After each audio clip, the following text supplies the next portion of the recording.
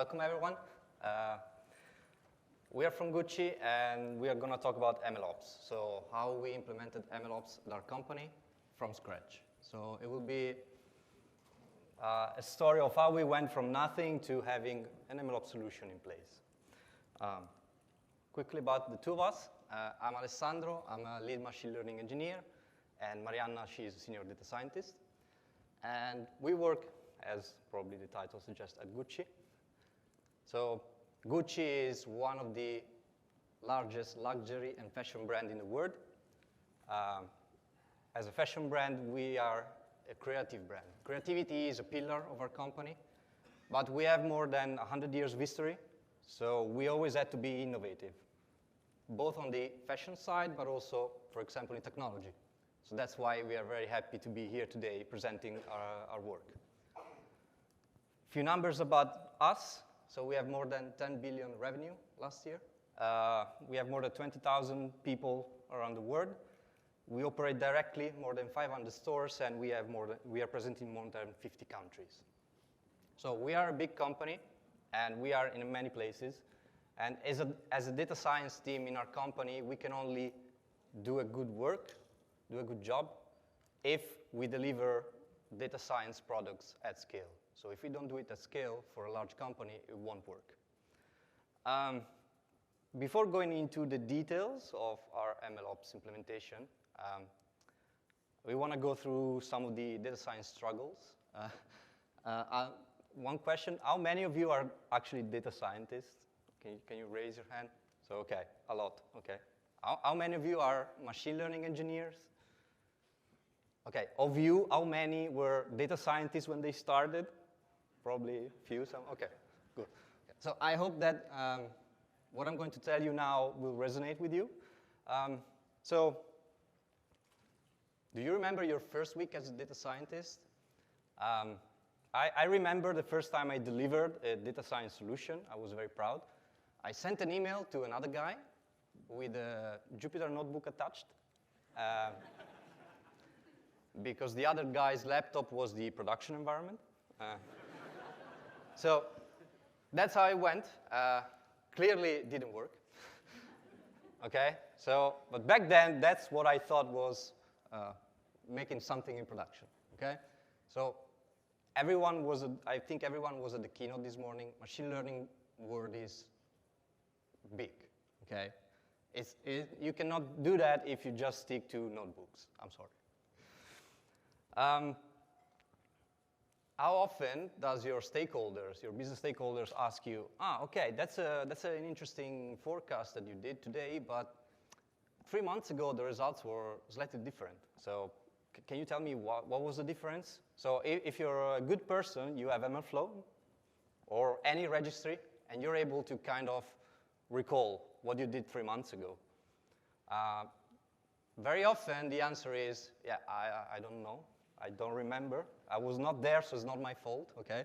So we can produce a lot of models. I can make a for loop and produce hundreds of different models in 1 hour, okay? So if you don't do it in a structured way, that goes out of hand very quickly. Yeah, a third situation is you don't start the project, you're onboarded. So there was something there, you start working on the project, and suddenly you have to understand this repo, and that has thousands of lines of code in it, and there can be some issues with this project, for example. So there is no CI/CD, there is no monitoring of the model.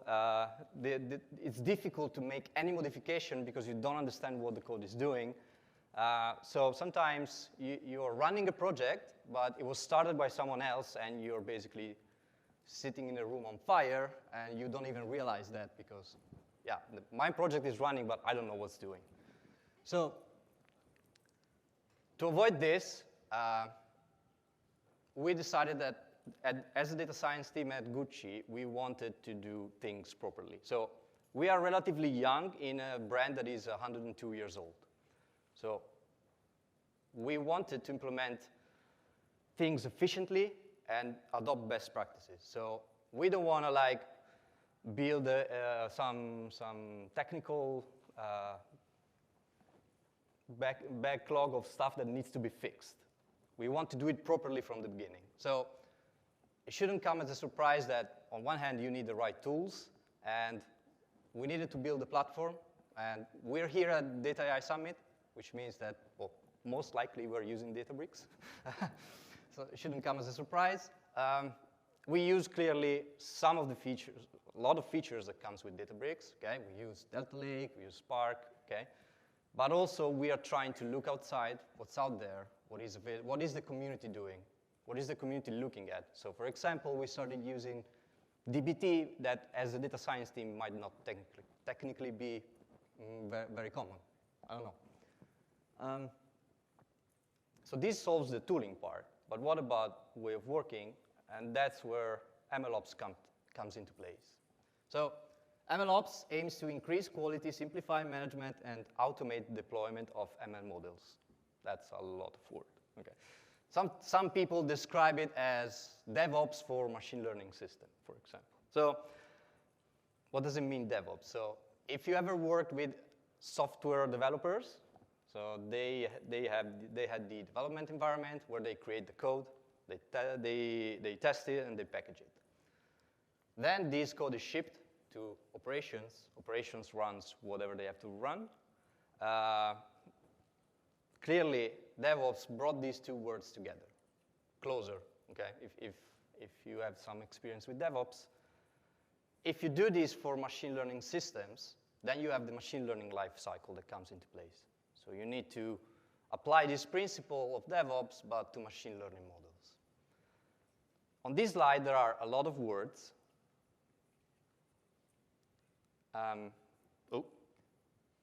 Yes. There are a lot of words, but there are also a lot of objects that these words could be applied to. So if I monitor, what am I monitoring? Am I monitoring the performance of the model or the fast API service that is providing the model as a service? Am I monitoring the feature engineering changes? What am I monitoring? What am I packaging? Am I packaging the code that creates the model? Am I packaging the model? So there are a lot of things here, and the question is, what do I version? What do I do? What do I log? An easy answer is everything. So the answer is easy. So if there's something, you have to log it, you have to version it, and you have to store it away, because you don't know when someone will ask you something about it. So how did we do that? So we start from the development phase. We clearly, as data scientists, do it in notebooks. Okay, so we have our notebooks. We do our experimental code. We use MLflow directly to track, even in this phase, what we're doing. Once we're happy with our new, let's say, component, transformation, step of the pipeline, we take it and we put it into version control. So we structured it as modules, and from there we start code versioning everything.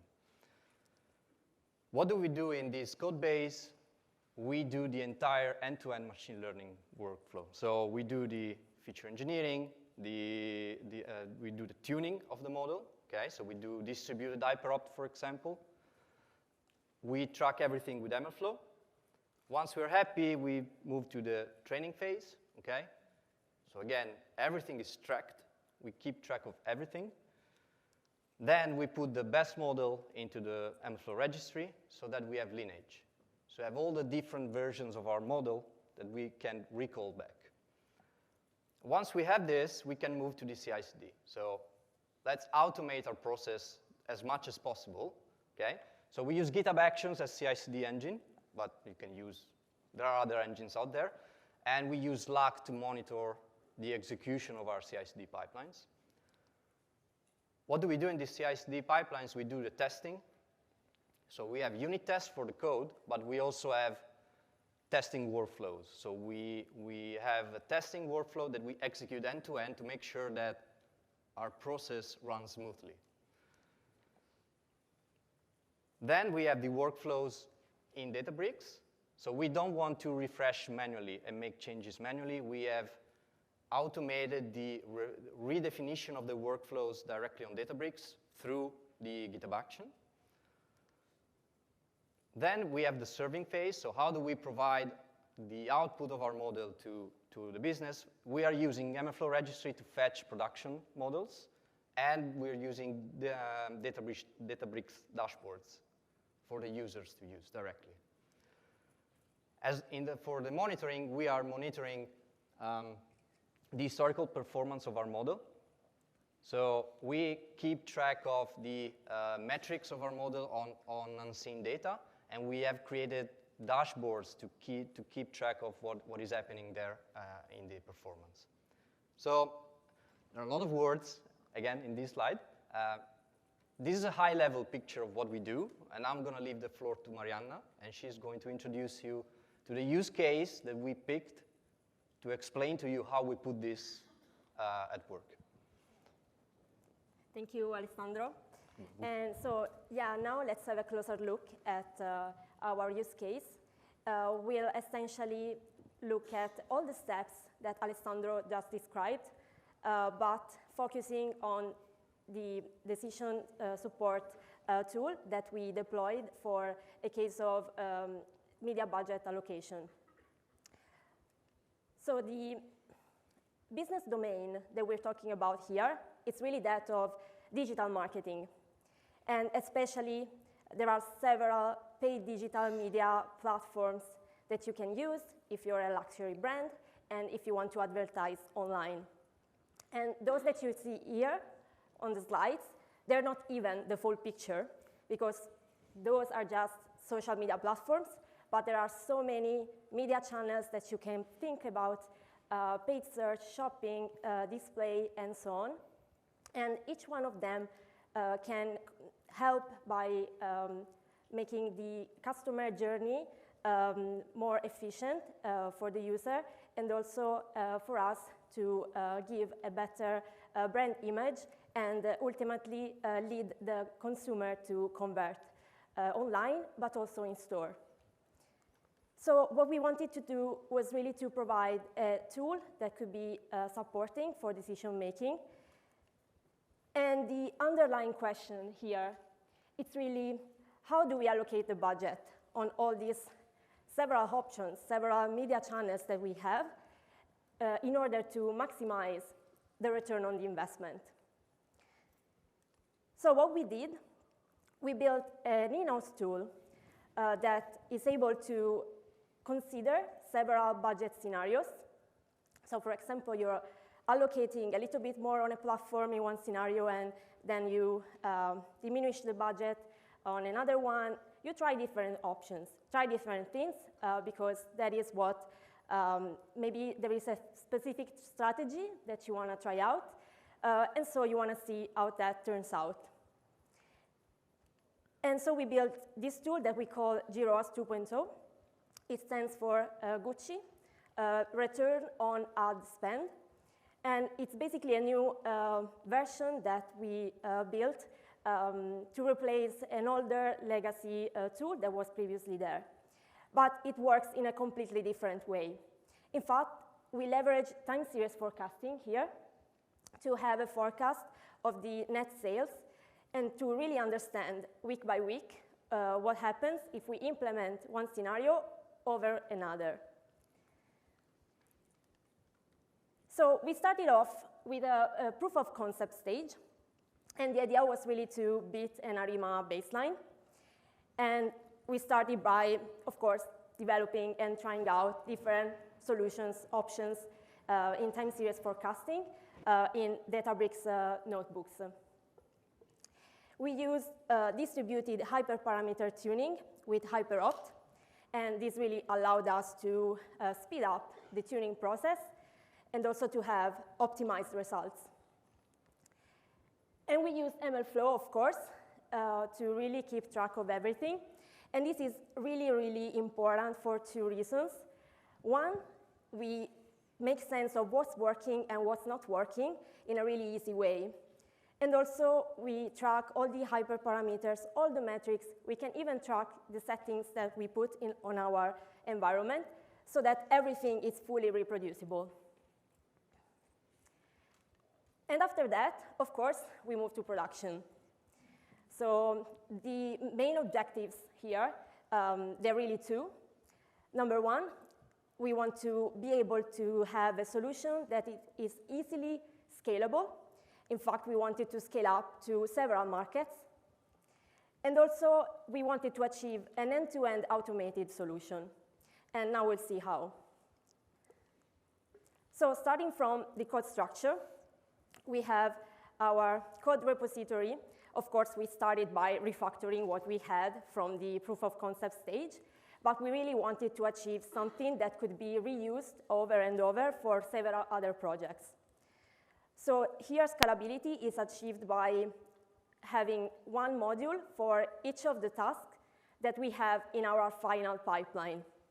And each module calls the same run method, so that whenever you have to develop a new module, maybe you are adding new data pre-processing, maybe you are doing something different, but the way that you add to the repository, it's always the same. So that's really standardized way to proceed. Also, we collected all the different reusable functions, things like helper functions to really use MLflow, register models, but also to set up the environment. And we'll see some example later on. Also, there is one notebook in our code repository. And this notebook is called by each of the tasks in our final pipeline. And these notebooks basically calls the run method that I was talking about before.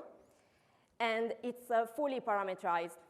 So for example, one of the parameters that the notebook takes, it's the name of the task itself that has to run in the pipeline. And then it also takes several other parameters that are essential for the specific task, like for example, the list of the markets that we want to have in our pipeline, and many others. And last but not least, here we have unit tests. So we knew from the start that this was a very important step if we wanted to achieve CI/CD best practices. And this basically allow us to develop and integrate new features into our code without being worried too much of disrupting what was already there. And we'll see how this is done. And now let's talk more about how we automated our workflow. So of course, we have several tasks there. And the core of the machine learning process that we wanted to automate was, of course, feature engineering and selection. And later we will see also the tuning and the training. But for this specific task, we started with feature engineering. And here we really look at several metrics, KPIs that are essential to the domain. For example, you may have the number of impressions or clicks that are collected by a specific platform ad on some period of time. So you want to monitor the performances from all the different media channels, platforms at the granular level that you can over time. And we really wanted to engineer those features in a way that could reflect the business hypotheses that are specific of this domain.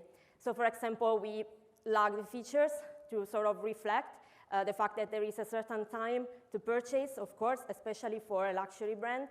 But also we have ad stock, for example, that allow us to model the fact that there will be, of course, a delay in the response of the sales once certain ads are activated, but also that we can sort of make the hypothesis that this effect will have a decreasing effect over time, decreasing exponentially. And then also we step to the feature selection part, automatized as well.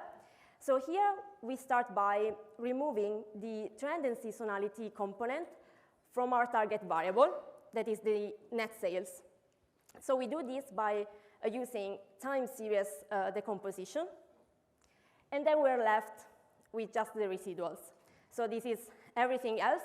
And we really want to understand how the different features that we have will bring information to this residual part. So we tune and train a simple decision tree, and we use the feature importance to extract this information. We have a setup of a dedicated MLflow experiment. Again, we want to track the entire process here.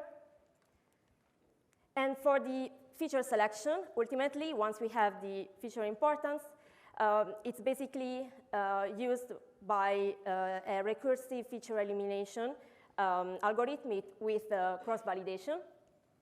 And also here, so we end up by selecting a set of features that are important. And we want to keep track of that as well. So the solution that we found is to track those by writing them into a JSON file that we can store as an artifact in the runs of our MLflow experiment. So this is another piece of the puzzle that we track with MLflow. Again, for automating, let's talk about the task of tuning and training. So here, we start by just defining the loss function. We use hyperopt, as I was saying before. Hyperspace definition is really important. And we track the definition that we do with MLflow as well. We identify the best hyperparameters. And then we fit the model with those best hyperparameters, of course. At this point, we want to stop a moment because we want to log all the metrics relative to the performance that the models are having. So we do that by computing the metrics on a blind set. And after this step, of course, we need to retrain considering the full history. And now it's when we have obtained our final model in the task of our pipeline. And the step after this is to register this model. So of course, we do it on Databricks with model registry. And whenever the previous process ends, there is the new task that considers and puts into the staging stage the new model version. After that, there is an automated promotion logic, because, of course, maybe you need to make some evaluations if you want to put that specific model into production. And then the previous model is archived. So this allows us to have the full versioning of the models, and also we have complete data lineage, so we know when was the model put into the production, if it was the result of a job that ran, and also what's the source of the code that produced the model we have. Now let's talk about how we orchestrate the different tasks in our pipeline. We use Databricks workflows. As you know, there is an entire section in the Databricks user interface to sort of set up your workflow. But we wanted to automate this step as well. So we designed a Python module using the workflow API that allows us to basically update the workflow whenever there is any change. And we can do that both from our local machines, but also from our Github Action executor, as we will see later. Also, the workflow is defined in a very simple way by using YAML files that are in our code repository. And here you can see that each step is represented, and also we have the information regarding the specific cluster that was used to run the workflow. And also we have to write all the different parameters that the specific task is using. Talking about workflows, again, we also want to be informed whenever something is wrong. But of course, also it's nice when everything is running smoothly to be notified that task number 1 has successfully finished, and basically all the different steps that we have. And also we have 2 workflows, actually. One is for development environment, and the other is for production environment. So there is this duplication here. And the 2 workflows are attached to 2 different branches of our repositories. In fact, let's talk about our choice for the Git branch management. So essentially, the 2 most important branches that we use are the develop branch and the main branch. Whenever we want to add a new feature, we take a branch from the develop and we implement with our developments. After that, we have a first pull request that is created to merge into the develop. Of course, this is done by making sure that there is somebody else in the team that does code review. But also, we implemented with Github Actions the unit tests that are run automatically. And so whenever you open the pull request, there is this step that runs automatically. And so you can make your code review, but you can basically stay quite relaxed that if the unit tests have passed, you can maybe suggest some changes in the code for readability or best practices, but you can relax that there won't be disruptions. And after that, we take the new feature to production. So production is given by the master branch. And here there is basically another pull request. The unit test, again, automatically run. But there is a new step that is given by the workflow API. So whenever we merge into the master branch, the workflow API is make sure that we also update the workflow on Databricks so that if there's anything that's changing there, we don't need to think about it. And this is basically how it's done. We tend to work by implementing small changes, small features as much as possible. And then we try to do frequent deployment. And I was talking about GitHub Actions. So for continuous